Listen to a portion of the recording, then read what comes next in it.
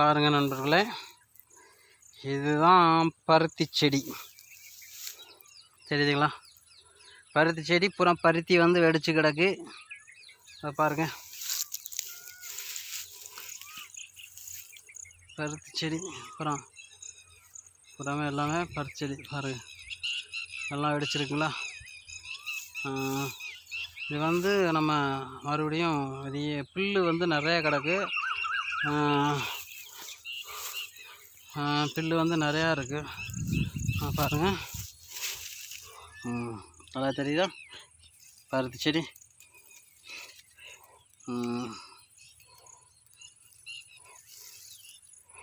புல் வந்து எக்கச்சக்கமாக இருக்குது. இது ஏன் அப்படின்னு பார்த்தீங்கன்னா, கொஞ்சம் பணப்பற்றாக்குறையினால் நம்ம கடைசி டயத்தில் வந்து நம்ம வந்து களை எடுக்க முடியலை. களை எடுத்துருக்கணும், 2 களை எடுத்துருக்கணும். எப்படின்னா, ஒரு களை வந்து களை வெட்டி இருக்கணும், 2வது களை வந்து மண் அணைச்சிருக்கணும். புறத்துக்கு செடிக்கு எல்லாத்துக்குமே மண் அணைச்சிருக்கணும், அணைக்கலை. ஸோ அதனால் காய் வந்து அந்த அளவுக்கு பிடிக்கல. பருத்தியும் சரியாக பெரிய பருத்தியாக இல்லை, புறாமே வந்து சின்னதாகவும் பாருங்கள். தெரியுதுங்களா? அப்புறம் பாருங்கள், பிடிச்சி காட்டுறேன். பருத்தி வந்து செடி வளர்ச்சி இல்லை. அப்புறம் பார்த்திங்கன்னா, செடிக்கு வந்து 2வது வந்து உரம் கொடுக்கல. அதனால் செடி வந்து இந்த கண்டிஷனில் இருக்குது, இப்படி இருக்குது. உங்களை பார்த்தீங்கன்னா அப்புறமே புல் வளர்ந்து உனக்கு கிடக்கிற மாதிரி தான் இருக்கும். ஸோ இந்த மாதிரியெல்லாம் இருக்குது. இதுக்கு நான் செலவு பண்ணியிருக்கிறது பார்த்தா கிட்டத்தட்ட வந்து ஒரு 60,000 ரூபா செலவு பண்ணியிருக்கேன். இதுக்கு இந்த பருத்திக்கு வந்து 60,000 ரூபா செலவு பண்ணியிருக்கேன். இன்னும் பருத்தி எடுக்கலை. இதை தான் முதல் டைம் வந்து வெடிச்சிருக்கு. இந்த பருத்தி வந்து ஃபுல்லாக எடுத்து போய் மார்க்கெட்டில் போட்டால் இந்த பருத்தி வந்து மொத்த ரேட்டுக்கு வந்து எவ்வளோ போகும்னு பார்த்தீங்கன்னா, இது வந்து ஒரு 10லேருந்து ஒரு 15 கிலோ பருத்தி இருக்கும் இப்போது. சரியா? 10லேருந்து 15 கிலோ பருத்தி எடுக்கலாம் இப்போ ஒரு டைம் எடுத்தால் ஒரு கிலோ வந்து இப்போ வந்து 60 ரூபா ரேட்டுக்கு வந்து எடுத்துக்கிட்டு இருக்காங்க. ஒரு 1000 ரூபாய்க்கு தான் போகும். இந்த பருத்தி எத்தனை நாள் எடுக்கலாம் அப்படின்னு பார்த்தீங்கன்னா, அவ்வளோதான், தொடர்ந்து ஒரு 10 நாள் எடுக்கலாம். 10லேருந்து ஒரு 15 நாள் எடுக்கலாம். 10லேருந்து 15 நாள்னால் பார்த்துக்கங்களேன்.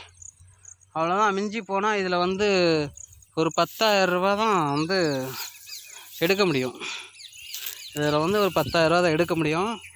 லாஸ்ட்டில் வந்து நான் வந்து கொஞ்சம் உர வச்சு கொஞ்சம் களை எடுத்து 2 களை எடுத்திருந்தா அதுக்கு ஒரு 10,000 ரூபா 10,000 ரூபா குறைஞ்சது 10,000 ரூபாயிலேருந்து 12,000 ரூபா வந்திருந்தால் இன்னும் கொஞ்சம் பருத்தியோட வளர்ச்சி நல்லா இருந்திருக்கும். பருத்தி வந்து நல்லா தெளிவாக இருந்திருக்கும். செடி வந்து ஒரு ஆள் மட்டத்துக்கு குறைஞ்சது 5 அடியிலேருந்து 6 அடி இருக்கும். பருத்தி நல்லாயிருக்கும். காய் நல்லா நிறைய பிடிச்சிருக்கும். இன்னும் ஒரு 20,000-30,000 ரூபாய்க்கு சேர்த்து பருத்தி வந்து போகும். ஆனால் வந்து பணப்பற்றாக்குறை,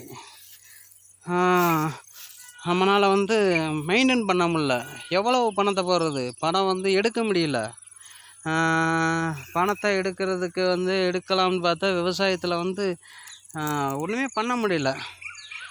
இது போக காய்கறி ஏதாவது விவசாயம் பண்ணோம் அப்படின்னா அது ரொம்ப மோசமாக போகுது. நம்ம போடுற டயத்துலேருந்து எடுக்கிற டயத்துலேருந்து எடுப்புக்குள்ளேயே பத்த மாட்டேங்குது. ஒரு கத்திரிக்காய் போடுறோம் அப்படின்னா, ஒரு கத்திரிக்காய் வந்து நம்மக்கிட்ட வந்து 10 ரூபா ரேட்டுக்கு எடுக்கிறாங்களாம்.